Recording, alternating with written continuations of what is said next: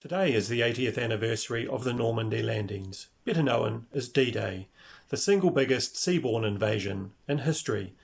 Today I'm going to tell you a little bit about New Zealand's connection to D-Day, the most famous of these connections being Brigadier James Hargest, who participated as an observer. The invasion, codenamed Operation Neptune, began soon after midnight on the 6th of June 1944 with an extensive naval and aerial bombardment, immediately followed by an airborne assault. These were followed by amphibious landings from about 6:30 in the morning at a string of beaches now famous in military history as Utah, Omaha, Gold, Juno and Sword beaches. Together these landing zones represented about 80 kilometres of French coastline. The beachheads provided a platform from which France was liberated of the Nazi jackboot and therefore contributed to the defeat of Nazi Germany.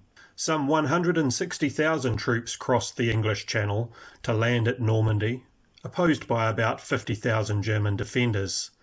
Thousands of naval vessels and aircraft were involved. The D-Day landings primarily involved US, British and Canadian forces, but was supported by French resistance.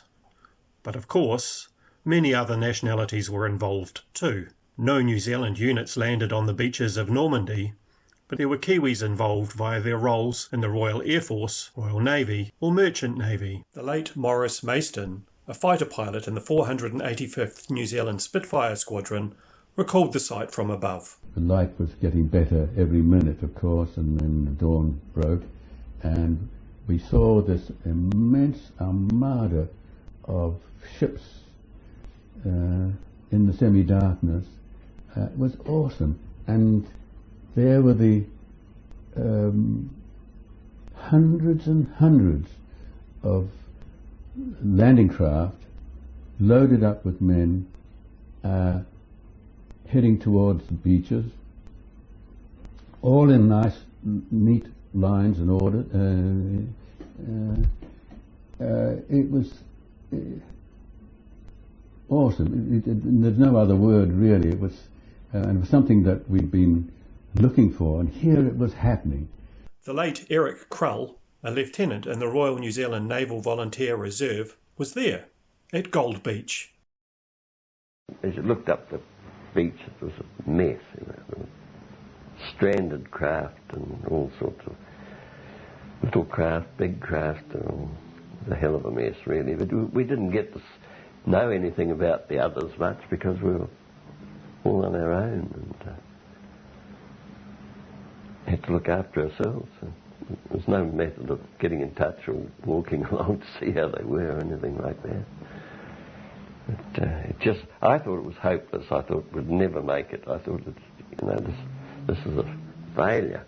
The late O'Brien Reeve, a Kiwi in the Royal Navy and in charge of several landing craft at Omaha Beach, saw the human cost of war.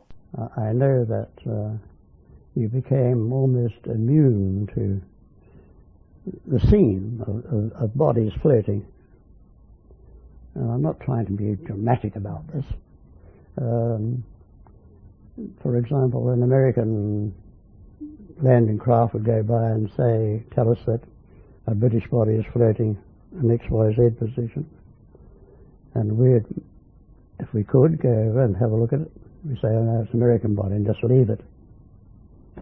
Terrible thing. Brigadier James Hargest, the Kiwi who was at D-Day as an observer, survived the carnage of the 6th of June, only to be killed in action on the 12th of August that year. Allied casualties totalled about 10,000, including about 4,400 dead.